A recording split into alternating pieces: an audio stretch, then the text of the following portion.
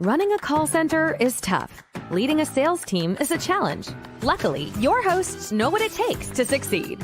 What you can expect from your two guides? Conversations that won't be overly scripted, definitely not salesy or boring, just filled with as much value as possible. Each week, Jason and Oliver will bring you topics to help scale your team, increase profits, and actually feel like you are winning. So, if you are ready to up your game and become the best in the business, tune in, take notes, and be prepared to learn. And here they are with another episode of Call Center Confidence. It's Jason Cutter and Oliver Catt.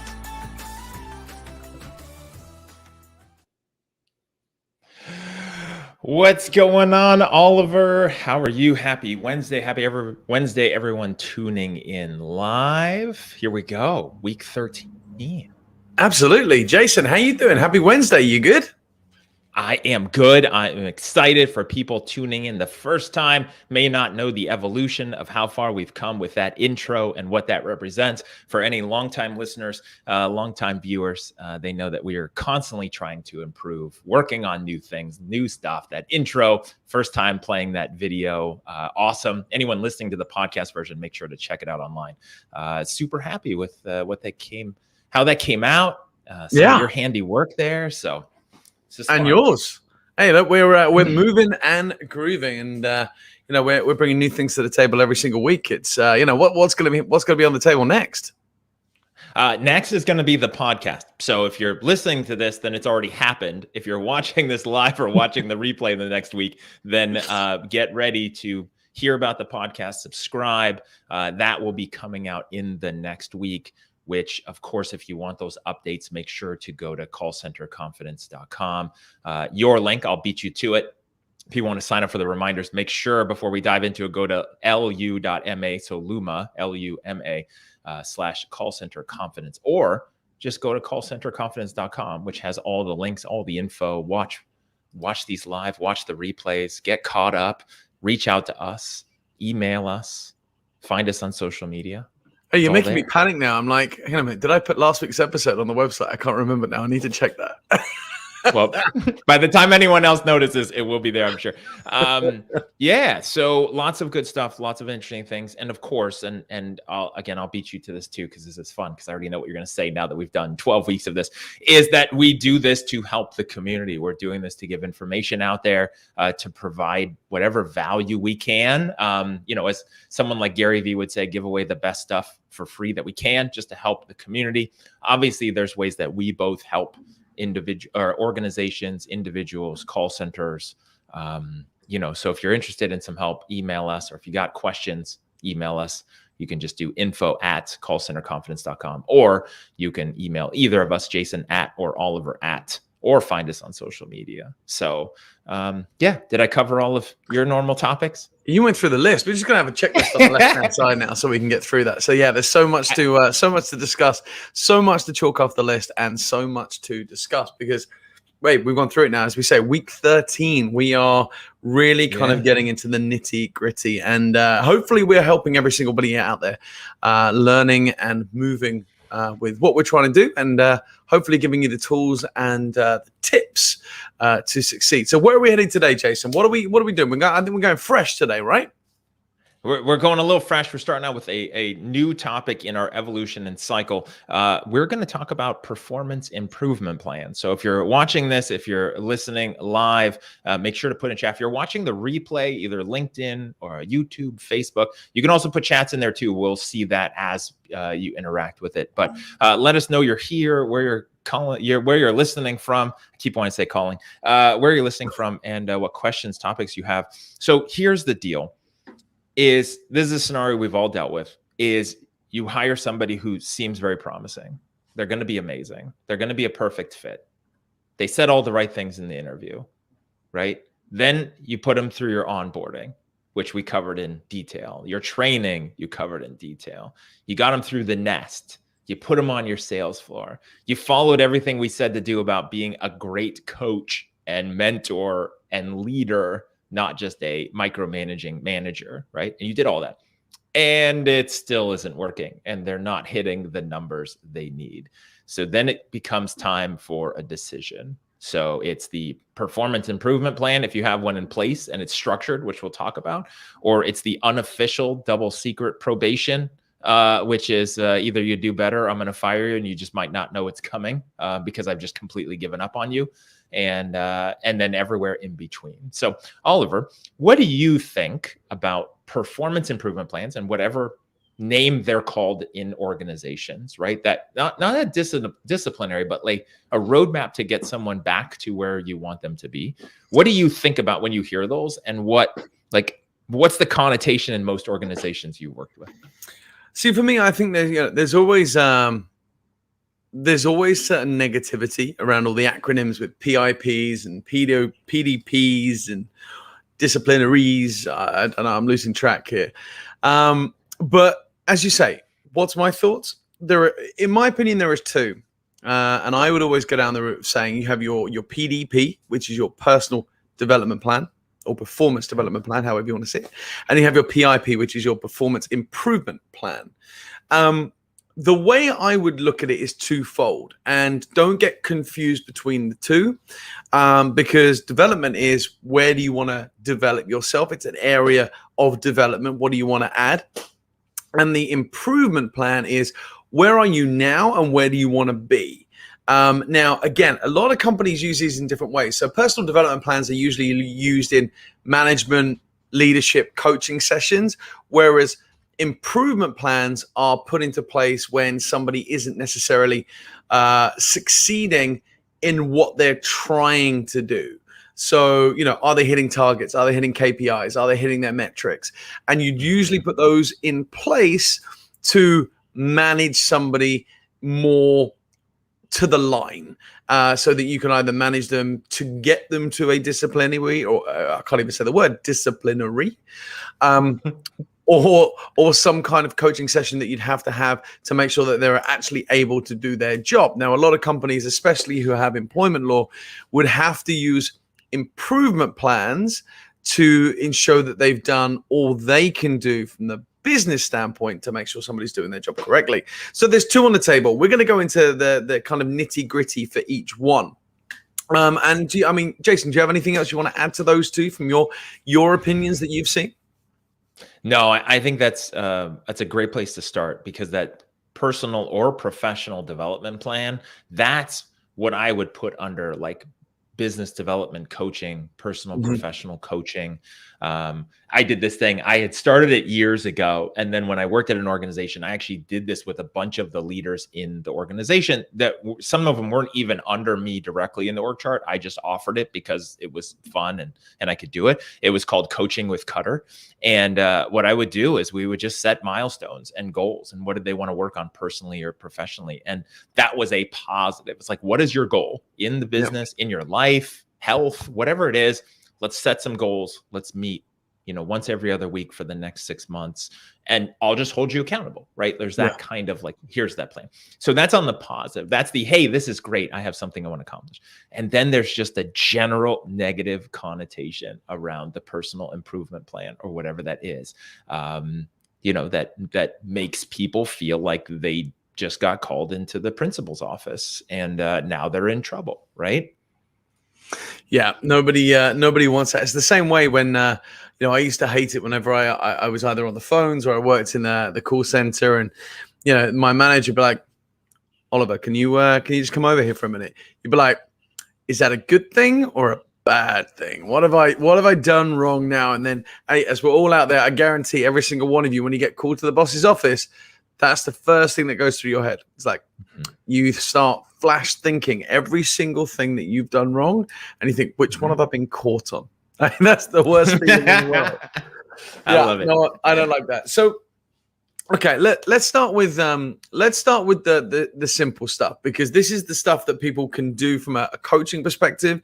This is people that they can do from a leadership perspective about helping your team get from A to B. And this isn't the the improvement side of things for your metrics. This is the fun stuff. How you get your team developing, firing on all cylinders, and doing what they need to do. So from a development plan, we're going to cover off kind of where you need to go, how you set goals, targets, and objectives, and kind of what you need to do to make sure that you're consistent with it and your team is consistent with that development opportunity to go X, Y, Z, or wherever they want to go in the business. So, Jason, from your opinion, what do you feel that is necessary for a leader to put in place to ensure a development plan is followed? You know, depending on which way you're going with this, I mean, I think fundamentally, and we talked about this before, as a leader of leading anybody, you have to know what that person wants and why. And then you have to make things about them and set up the goals and the accountability or the roadmap for them, not just yourself. Yeah, no, absolutely. I think that's key. 100% that's key, because if you don't put a roadmap in place, if you don't put, timelines, directions, support structures in place, nobody's ever going to develop. And that's something what a great leader, in my opinion, goes out there and does. So when they sit down with their person, they're coaching, I'll be like, okay, Jason, so look, this is where you are now. This isn't something that you're being metriced on or marked on or scored on. You want to go from agent, for example, to a team leader, to a supervisor. You want to go from a supervisor to a team leader or a team manager, whatever those positions in different structures and different call centers have. Everybody has different names for it, right? So how do we get from A to B? What do we need to do? What's the roadmap? What's the journey?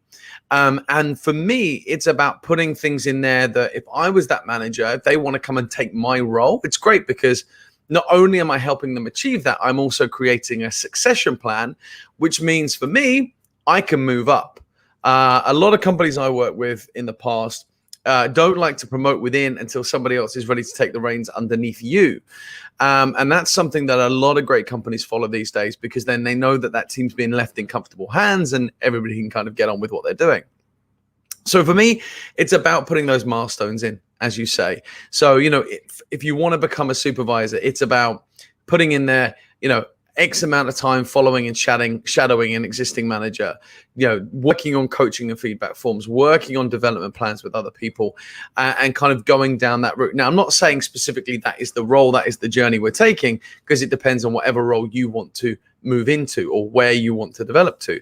But I think it's important, as you said, to have those directions in place. And if you don't, it can fall very short. Do you agree with that one?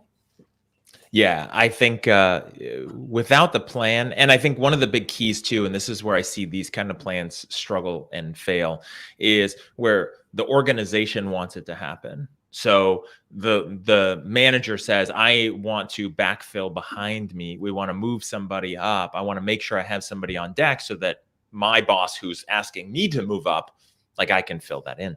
And so a lot of times from above to below, there's the plan. And then what happens is reaching out to somebody or picking who is going to be a part of that plan, and then dictating the roadmap and laying out the roadmap, but not getting their buy-in or ensuring that they also want that roadmap. Hey, Oliver, I want to take a trip from California to New York. And here's what we're going to do. And you being like, yeah, I don't really want to take that trip, or I don't really want to go that direction. Right. I'd rather go to Seattle. Right. And so is that person on board, and are they excited? Do they want to do that roadmap? Yeah, no, absolutely. Buy-in is key. Buy-in is crucial, because if you are not bought into what you're trying to do or what you're trying to do for your team, then it doesn't work. And that goes back to sales. It goes back to the same message in any call center job, any leadership role, any management role. If you do not have the buy-in, then people are not going to walk that walk with you. And I think that's the key thing to remember here. And that goes a long way, a very long way, in my opinion. Yeah. So with that in mind, then, so let's say that somebody is on board. They do want to move into that position, right? And then so that you put this development plan in place. Where do you see the line between what the organization should supply and the resources they should be giving, the coaching, the mentoring, the training, internal, external, third-party coaching, things like that, versus how much the responsibility is on that individual who wants to move up and wants to be on the road, and like how much you should expect them to do under their own kind of momentum, and then how much should be provided to them. Okay, I'm probably not going to be liked by the comment I'm going to make for anybody listening out there, especially people that are wanting to move up. I am a firm believer of do the job before you get paid for it and promoted into the job. I've had people that have been managers for 6 months, but still being paid an agent salary because they're on secondment. Everybody loves that word, secondment. To that role. What is that word? Never heard that word. Have you not? Okay, so secondment, it's a big word in the UK. Everybody uses it. Oh, I'm going to second you over here, or second you over here. And what it would mean is, like, for example, Jason, let's say you're on the phones and we've got a management position available, but we don't know what we're going to do with that management position. So what I'm going to do is I'm going to second you from your role and put you into this role for an undetermined amount of time, or somebody may actually say for 6 months. But what it would mean is usually you're staying on the same salary, the same commission structure, the same bonus that you were on. Your title doesn't really change. You're kind of that acting manager, but you're still earning agent commission or agent salary and things like that. And it's basically just kind of a lot of way of temporarily putting people into a position without putting them into a position. And it happens a lot in the UK. I remember it happened a lot in the BPO sector when I worked for a number of different BPOs. And I've seen it happen whilst working from my side, from a consultant side as well, where people will come and say, oh, look, I've been in this position for 6 months now. Should I say that I want the job permanently, or do I just shut my mouth and move back? And I'm like, well, wow, it's up to you. But it happens. I don't know from the US side if you've seen that at all. Maybe employment law is different. I don't know. I don't know if it's so much the employment law as it is an expectation. And again, this isn't a conversation just about, let's say, millennials who can be, the finger pointed at them and that. I think I've seen it across all groups, but in sales organizations, especially if you're asking a salesperson to be doing some kind of additional role or task that is then impeding their ability to make money or hit their goals, then they want to be paid for it, right? If you're supposed to be selling and now you're doing a lot of management or training and you can't hit your numbers to make all the money that you want to make through your performance compensation plan, most salespeople will only tolerate that for a little bit, unless they are not a very good salesperson that's not performing anyway. Then they're happy to do something else and take the pressure off of what they're not doing in sales. Okay. So in the US, it's like wait, you want me to be a team lead or a supervisor and I won't have time to sell? Like, okay, what are you going to pay me? Like, what am I going to get as a bonus or commission for that? Do you know what? I mean, that's the world throughout. I mean, that happens a lot wherever I've worked. And to give you an idea and an example, most companies, specifically in the UK, and two call centers that I remembered perfectly well for doing this, would actually go into the meeting ahead of time to that person, to that sales rep, and say, hey, we want you to do this. This is what we're paying you, because it's coming. And normally in most circumstances, and for those of you that aren't in this boat, please don't shoot the messenger. Usually it would be kind of like, your base salary plus the last 3 months of your average commission. And that would be what you're paid whilst you're in this place. That would normally be what is done. But when I say put in the role without being paid for it, is you would be put into the role without the official team leader salary or manager salary, manager bonus structure. That's how it would work. That was kind of my explanation. I apologize if it didn't come across that way. No, that makes sense. Yeah, and it's one of those things where a lot of companies will try and get away with it, because if you know that you're about to give somebody a big pay rise for the job that they're in, if you can hold it off for 6 months especially in a BPO, it's done. That happens in the industry. It still happens to this day. I witnessed it with a client only 4 or 5 months ago. So it's still done to this day, and it's not something to be frowned upon. And like I said, this is why I think people are going to hate me for saying this. I am a firm believer of doing the job before you get the job, especially if you're doing an internal promotion. That has been me. I've been there. When I first took on my first training manager's role, I was put into that position last minute by my HR director, who turned around and said, "Hey, this is what you're going to do. This is what you're moving into. But you're staying as you are, but you're now in control." Okay.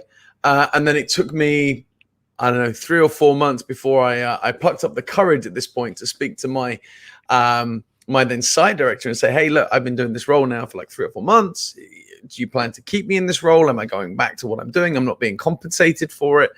And it wasn't a bonus role. It was just a standard base salary at that point.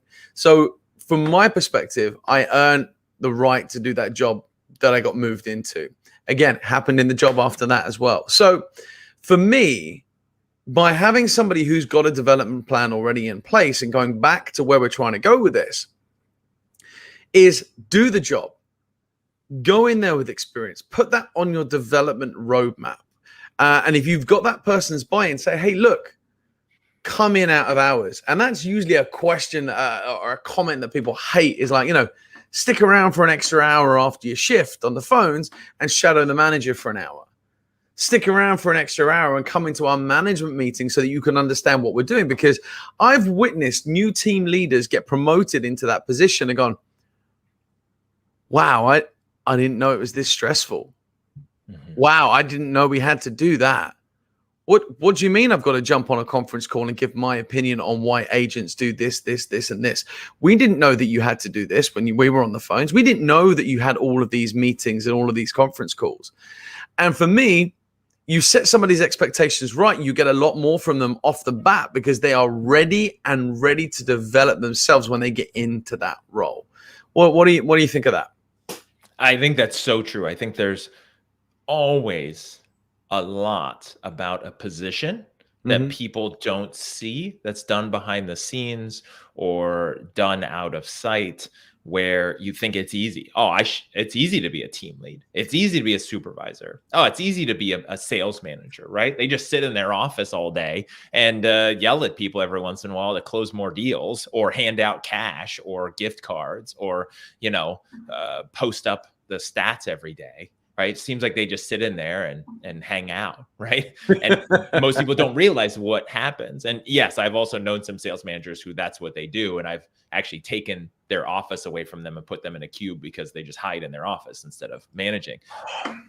Yes. That winds me up.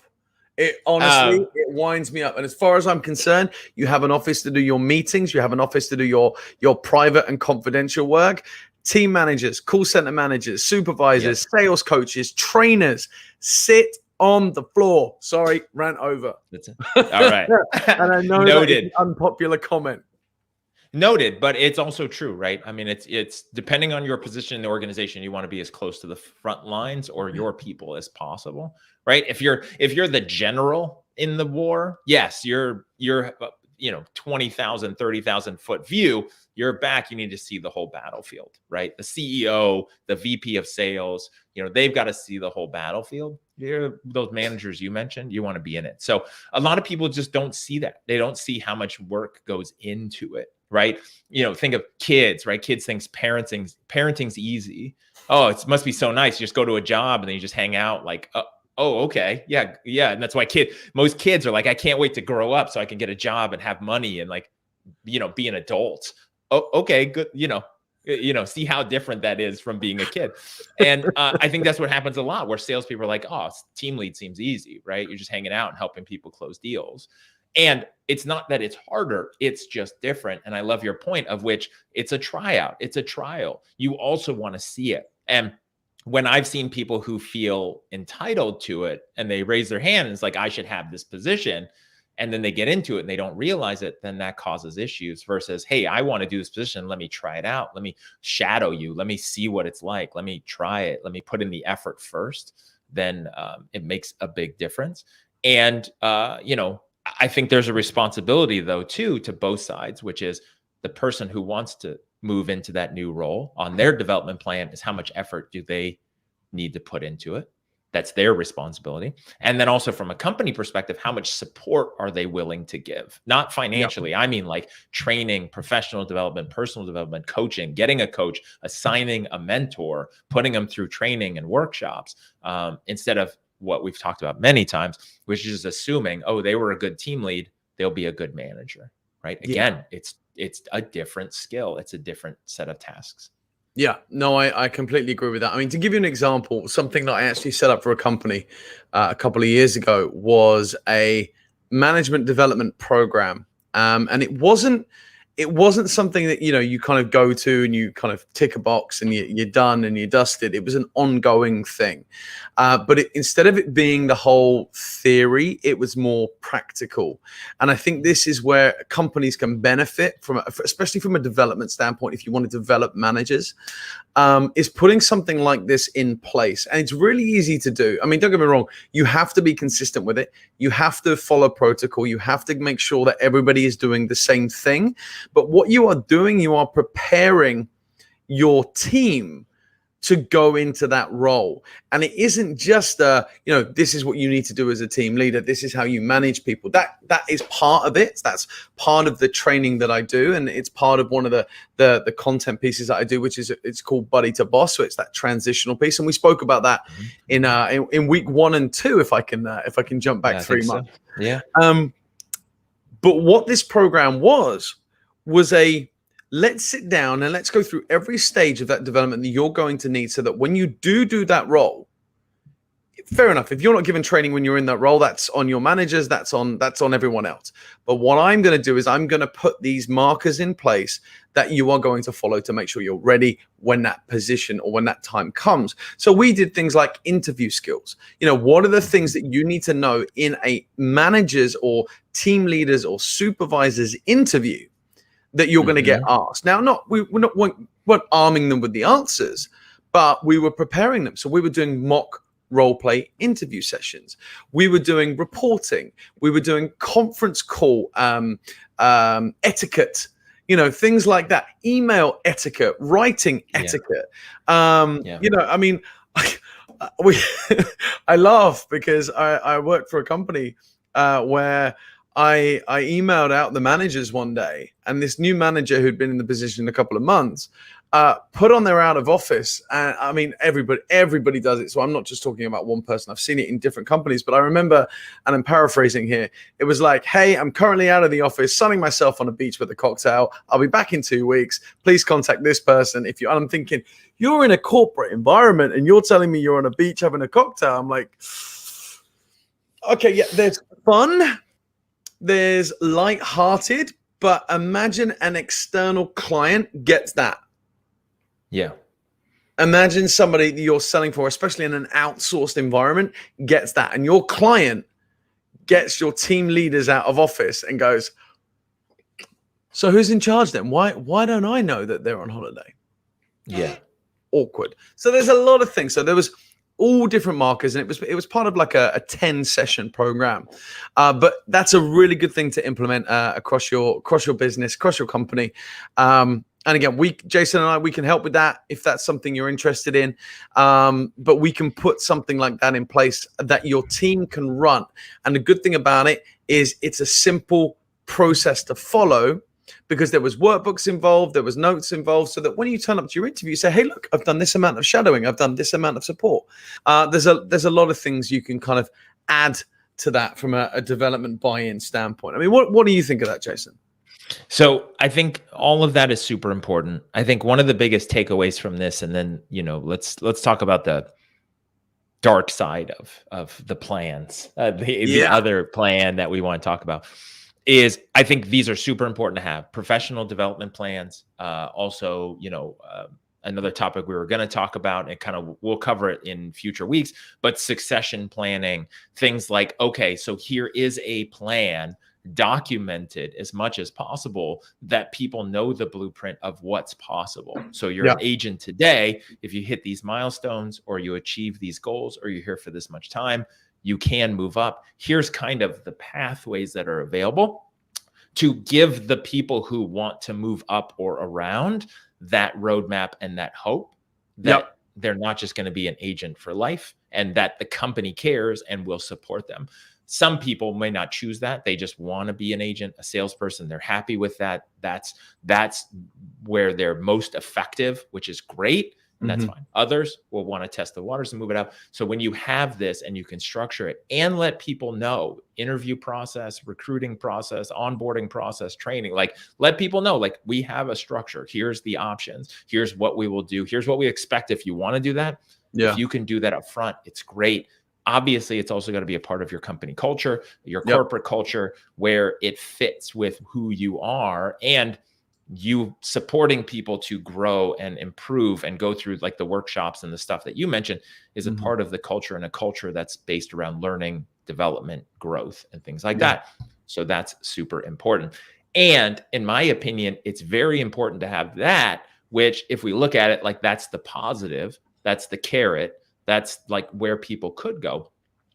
And then, you know, that helps kind of offset the performance improvement plan, which is you're not succeeding, you're not hitting your metrics, you're not hitting where you want. If it's always just the stick, it's always negative, like the only option is either you hit your metrics or you're in trouble, that's not good. And that will not have a long-lasting culture. That's a positive like work environment. But if you have if you're doing great, here's what's available, money or moving up. If you're not doing great, we're going to support you, but here's the other option. Then it's really giving people a choice on the whole spectrum, and not like either you're here or you're gone. There's like this success thing, like what you're talking about. Yeah. No, I like that. I like that. And I mean, to be fair, I've got nothing else to add to that, because I think the way you kind of summarized that and put that in place was perfect. So looking at the dark side, looking at the flip side, and the piece that a lot of people don't like to do because it creates difficult conversations. It creates awkward situations sometimes because people aren't able to convey what they want to convey. And this is part of the continuing development, continuing education. And I want to be clear about the personal improvement plan, that I think the way we look at this is negatively. It's looked upon negatively. As far as I'm concerned, I still think this is a development tool with more structure. And that's how this needs to be conveyed to your team. It's the same way a disciplinary is. Yes, it is. Don't get me wrong. Disciplinary is, you know, you're being pulled in for a meeting or an investigation about something you've done wrong. But again, it's a learning tool.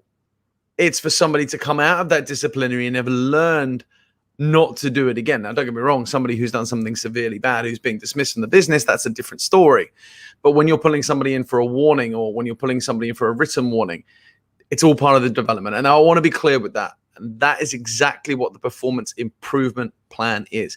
It's a development tool with more instructions behind it. Do you agree? Yeah. And here's the tip for anybody watching this, listening to this. Here's the key that I've learned as a best practice is, just like I just mentioned with the development plans, succession plans, and the roadmap of where people could go that you would mention in the interview process, recruiting, onboarding, training, nesting, like, and continue to mention and give people that option, is when it's done properly, there's also the expectation that's set with people that, hey, here's performance. This is a sales organization. This is a business. This is a performance-based role. Right? Like you have to perform, and there's clear metrics, and there's the guidelines, and there's the rules of the game for winning and not winning. And the more you can mention that up front, such that you make the performance improvement plan, even the meeting and the conversation around it, something that they understand if it happens where you're coming from, which hopefully your goal is to help them improve. Right. That's why it's a performance improvement plan, because I'd rather you improve and get back on track and be successful than let you go, because that doesn't do us any good. But the more you can set that expectation throughout so that it's not a surprise, because what doesn't work is 3 months into someone's employment, next thing you know, they're getting called into the manager's office, and the manager's like, all right, you're not hitting your numbers. We need to put you on this thing. Here's HR. They're going to talk about it. Or I need you to sign this document that says, you know, you have 2 weeks or 30 days to improve. And then it's, you know, then that's just so negative. Yeah. And again, this is the biggest line I've told many people all the time is we want you to succeed as a salesperson. We need you to succeed. If you're not winning, the company's not winning. So the goal isn't to make you not win or sabotage you or fire you and find someone else. I would rather you win. I want you to succeed, and I want to coach you back to that. Right? Yeah. And I think that's a great point. But on the reverse, or as we said earlier, the flip side, there are a lot of people that use this tool to their advantage to manage people out of the business. And I think that's what gives it the negative connotation, is there are some people that abuse this performance plan because, you know what? I don't like Jason. So Jason's not his target. So what I'm going to do is I'm going to put Jason on a personal improvement plan or a performance improvement plan. And what we're going to do is we're going to monitor him very closely. We're going to make these metrics so tight, there's no margin for error. Then in 2, 3 weeks, 4 weeks, whenever that timeline is up and he hasn't hit those numbers because we know he's going to struggle achieving them, we can go, sayonara, see you later. That is an abuse of the performance improvement plan. If you don't like somebody, if somebody's not working, there are other ways to manage people out of the business. This is the development tool. This is the difficult conversation that we want to give you tips and techniques on how you do this the right way. And I think, Jason, you summed it up perfectly with saying, we want you to succeed. We want you to improve. And it needs to be done not by HR. It's the management team. It's the sales support team. It's the sales leaders, because we want you to succeed. And as you said, if you're not succeeding, the business is not succeeding. So, yeah. Okay, so let's picture ourselves. I'm going to put you on the spot with a question, right? We're heading into this type of meeting. You know what you've got to do to me. You're going to put me on a performance improvement plan because I'm not hitting my sales numbers. I'm not delivering as I should.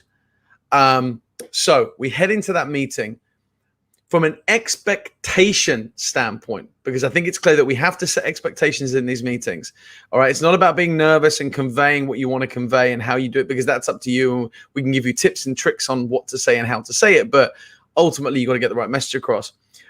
From an expectation standpoint, what tips would you give everybody else listening if you're heading into a meeting with me because I'm not hitting my sales numbers, that you would set ground rules going in there to say, hey, look, this is what it is. Be clear and concise. This is what we're going to do and why we're going to do it. What advice would you give out there? Well, the biggest thing in the advice would be about the advice to be done well in advance of that is, in my opinion and experience, going into a meeting where somebody, let's say you in this case, is going to have a sit down with me about your numbers where you're going to get a performance improvement plan, that should never come as a surprise. That should never be something that blindsides you. Like, I'm doing great. I think I'm doing great. No one's told me otherwise. I'm showing up every day. I think I'm doing okay. And then all of a sudden there's a meeting and a bunch of people and they're being serious and they're telling me I'm not doing well and I have 4 weeks to fix it, right? That should never happen. If that happens, in my opinion, that means you failed as a leader and a manager and an organization of ensuring that A, people knew what their metrics were, and B, what the targets were, and then B, what the actuals were constantly, right? Maybe that's weekly, maybe it's daily, maybe it's hourly, like depending on the game that you're playing with your sales and your sales cycle. Every person should know exactly where they're at relative to the game. If you and I are playing checkers, we look down at the board. We both know how we're doing, right? If you have lots of pieces and I have 2 pieces, I know what we're doing. I know how it could go. It shouldn't be a surprise if it goes really bad.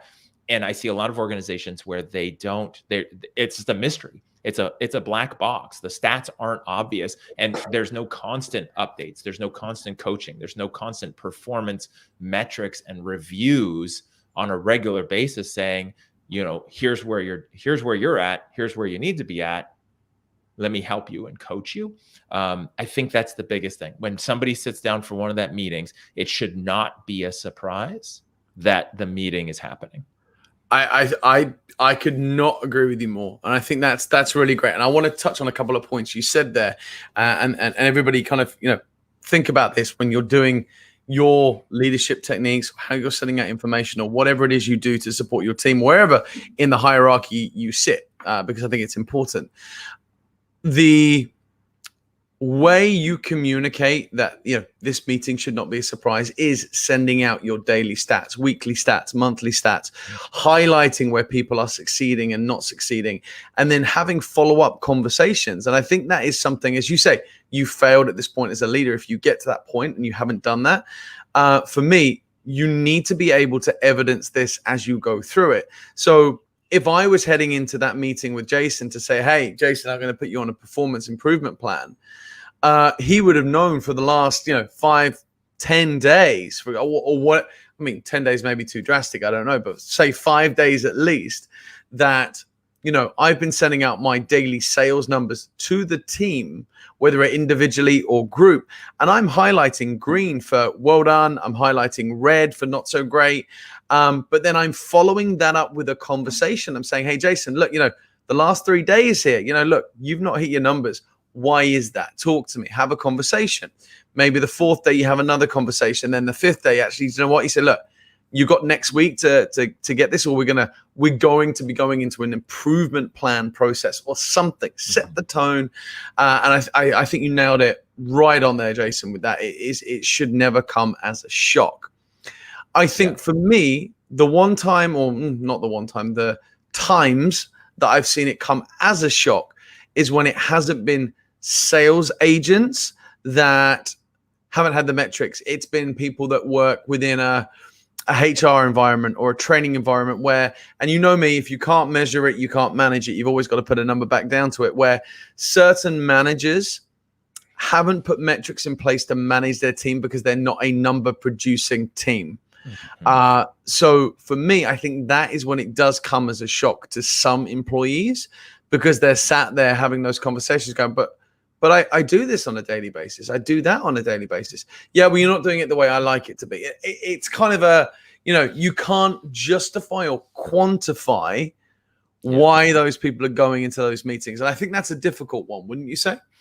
Yeah, I mean, I think the goal of the performance improvement plan is to help someone improve. The backbone of it, in my opinion, is to remove the subjectivity and make it objective, right? Yes. Instead of the I don't like you, you're not performing in the areas where we want or need, or we all agreed you would perform as your role. Right. So I think that's one of the big keys. And unfortunately, you're talking about it. And I would like to argue against it. But you mentioned it earlier about how when used improperly, it's used by companies and leaders who know they want to get rid of somebody, but they've got to do it in a certain way. And so they use it and they make it difficult. I, spend most of my career managing in California, which have to document everything. And so it's like, not that it was always, we want to get rid of this person, but we want to get rid of this person because they're not performing. And we got to make sure that we give them the chance to succeed and then have a paper trail so they can't say, oh, they didn't like me, but give them a chance. It was still ultimately a chance, but I've seen that used before. I've also managed in some states where you don't have to do that. And it's like, if you want to get rid of somebody, you just do it instantly and mail them a check. So it just depends on where you're at. But I think the biggest key too, and this is where both setting the expectations for somebody's role and for the performance improvement plan is this one reminder, which a lot of people forget, is that people can't control results. They can only control activities and actions, right? As much as I want to, as a salesperson, cannot control how many sales I'm going to make today, right? I can't control if 2 or 3 people will buy from me today if I'm in a sales role, right?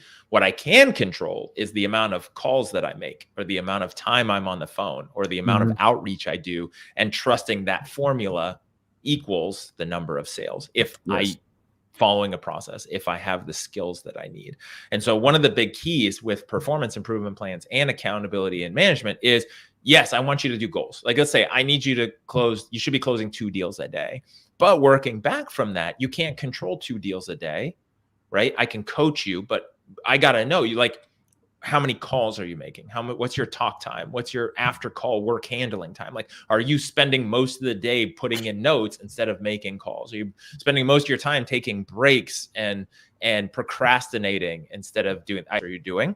And then that's what the performance improvement plan is, right? So like if I was helping you get in better shape at the gym, we wouldn't say, here, I need you to lose this much weight. It's, I need you to come 5 days a week. We're going to spend 45 minutes a day. We're going to do this much exercise. We're going to do this, this, and this, because that's all we can control. Yep. And so the performance improvement plan is really, I need you to close 2 deals a day. Good luck. It's, okay, we said 100 calls a day. You're making 20. Let's talk about that. Like, what are you doing? And then all of the other metrics. No, 100%. And like productivity plays a massive key part in that. You know, again, if you can't measure productivity to turn around and say, hey, look, out of your 8-hour day, you spent 1 hour on the phone.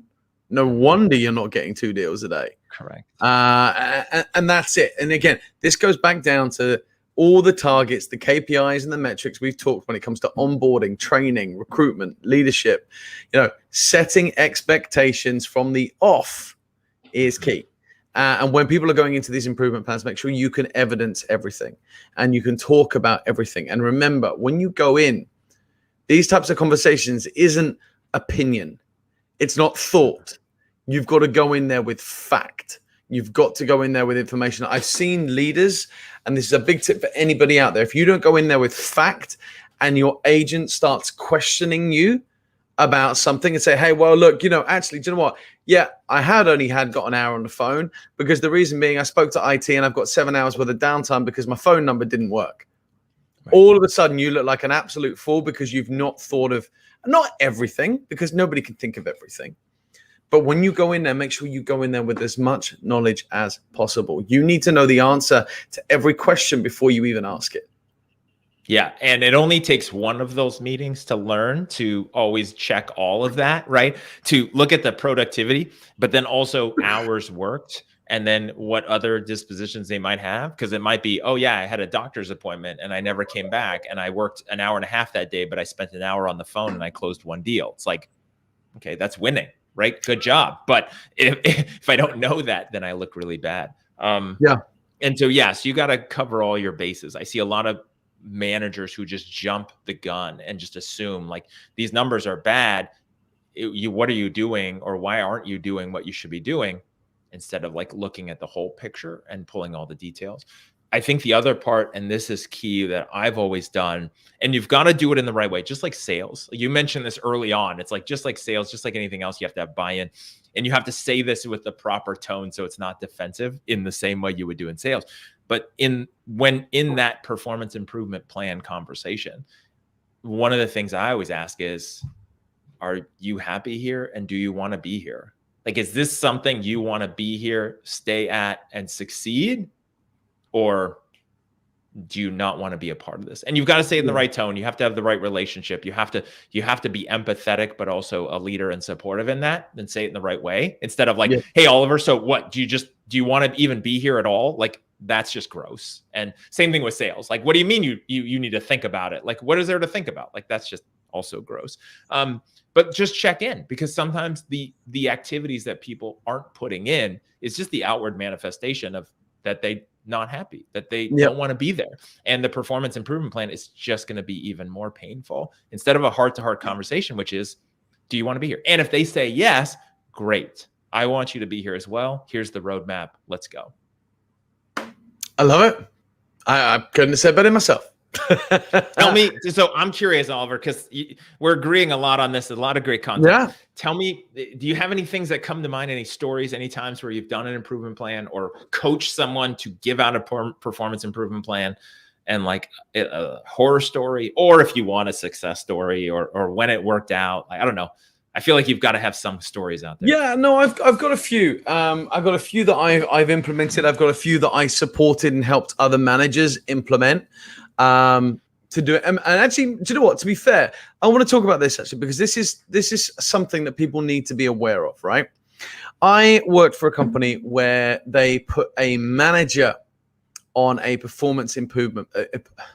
I can't even speak today. It's all right. They put a manager, they put a team leader, supervisor on a performance improvement plan. Now, first of all, when you are putting a leader on a performance improvement plan, you've already got a problem. Yes. Right? You've already got a problem if you are putting a manager on a performance improvement plan. So you need to sit back and circle around and go, well, why am I doing this? Why am I putting somebody who is in charge of people, in charge of sales? What are they not doing? Why am I not managing them correctly? Now, again, this boils down to not bad management skills, but maybe you are doing something wrong. Maybe you're not pulling this person up when they need to be pulled up, or maybe you're just, missing something. But this specific team that I worked with put a supervisor manager on a performance improvement plan. They set metrics, they set targets, but again, what targets do you set? What metrics do you set? Because are you setting the team's metrics so that he has to motivate the team and inspire the team? Or are you setting him targets and goals? And this is where it kind of gets a little bit tricky and a little bit dirty if you don't do it the right way. Anyway, said manager was put on an improvement plan. The metrics and the targets that they put in place, he achieved. He had a 2-week window to turn it around, and guess what? He turned it around. But then after that improvement plan finished, went back into a rut again. Mm-hmm. Now, that's a difficult situation because all of a sudden, again, it boils back down to what is that person's manager doing or not doing for this person to be failing at whatever it is they're failing at. And again, is it team support? Is it team motivation? Is it sales numbers? Is it driving sales? Again, what are you putting on your manager? I always look at it like this. When you're looking at a manager of a sports team, a hockey team, a football team, American football team, or football to the Americans that are watching, or soccer team to the Americans that are watching football, it's confusing. But this is the problem. When a player messes up, whose fault is it in that kind of sporting environment? Is it the player? Is it the coach? Is it the manager? And it's really difficult because sometimes, more often than not, when an individual on a team loses performance or performance goes down, it's their fault. That person is disciplined. That person is managed. But is it actually the manager's fault for allowing that to happen in the first place? It's a very long-winded and intricate way of doing it. But most companies in that instance, especially in things like football, soccer, whatever it might be, will turn around if their team is not performing and actually fire the manager because they want new blood to come into that environment. So again, when we are putting a manager on an improvement plan, what has gone that wrong? Where has it broken down that we've had to do that? I mean, Jason, I don't know if you've seen a manager be put on a performance plan before. Where do you think? I've done it myself. Where do you think the breakdown's coming? I mean, okay, you've done it yourself. So has the breakdown come from your leadership team, your leadership skills? Is it them? What do you think? So I think going to your sports analogy and example, which I've thought about a lot, and it's interesting because, so like, let's say basketball, big fan of basketball. It's easy too, because there's 12 players on the team, 5 players on the court. It's pretty clear if one person's messing it up or who might be messing it up at the time, right?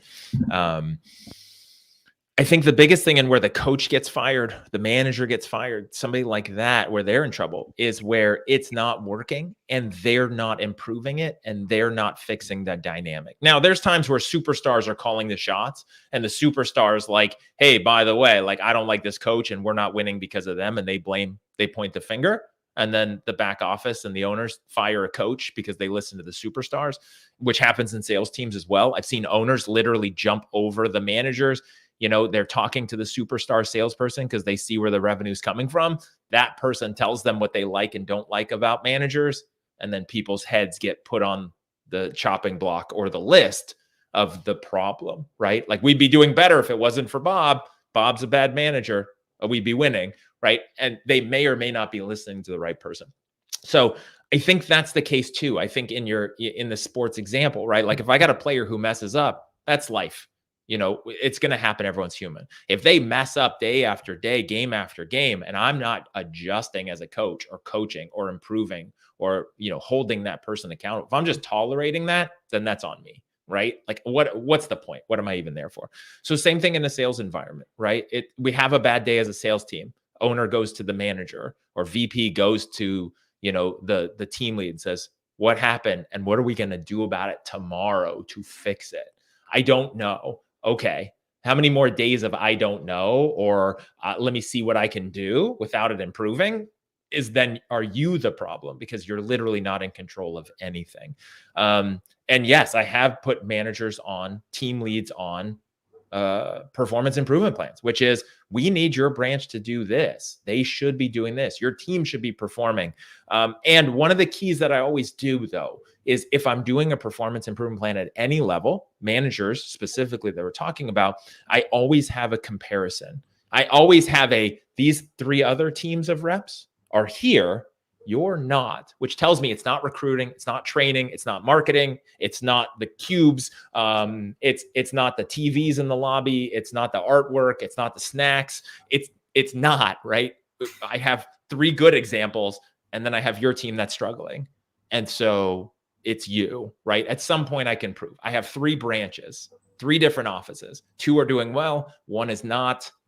At what point is that now the manager? Because I have examples of success. If all of them are losing and not hitting metrics, that's on me. That's not about them, because something isn't working at the higher level. But otherwise, yeah. And then same thing. If they have performance metrics, they've got to hit them. Everyone's on the same boat. And for me, the metrics are always the same. The sales reps have numbers. The team lead is an extension of those same numbers, right? Yep. Everyone's rowing in the same direction. Manager, VP, everybody's going the same direction. And we're either winning or we're not. We're in this together or not. And they're given some runway, and then they've got to make it happen. No, I agree. Hey, look, we could talk about this until the cows come home, because, how do you manage a manager who's not doing or not managing correctly? That's a mouthful to say. Well, and I think too, and I just want to throw this in because I think this is important, because I've seen this a lot. It kind of goes to what you said about put the manager on it. They did well, pulled themselves out in 2 weeks, and then hit a slump right after. Here's what I've seen. And I've never seen this work long-term, but I've seen people who needed this. I call it the permanent PIP, permanent performance improvement plan. They need to have the constant threat and pressure and or attention, and that's the way they win. I've seen reps where the instant they pass their performance improvement plan with flying colors, garbage, just in the garbage, sucks. They go 2 more weeks. Now they're in trouble again. They go on it. They succeed. They're on fire. They show up every day. They do what they need to do. They pass. Great. Good job.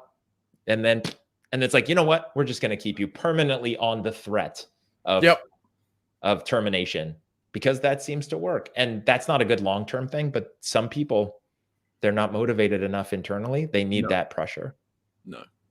Well, look, I think we can definitely say, I think that's a conversation for another day. I'd love to hear more about the PPIP, the Permanent Performance Improvement Plan.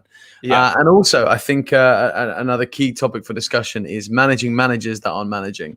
That's a piece we definitely need to talk about. But look, I think for me, from where we stand today, I think we've covered a lot of key points, a lot of good tips. Is there anything else you want to kind of add as a final thought today? No, just remind everyone where we're at, where they can go, what they should be doing, where we want them to go. Check it out, guys. callcenterconfidence.com for our up and running website with everything you need to do, all out on series or series 1 on demand. All the previous 12 episodes plus today will be uploaded by the next 24 to 48 hours.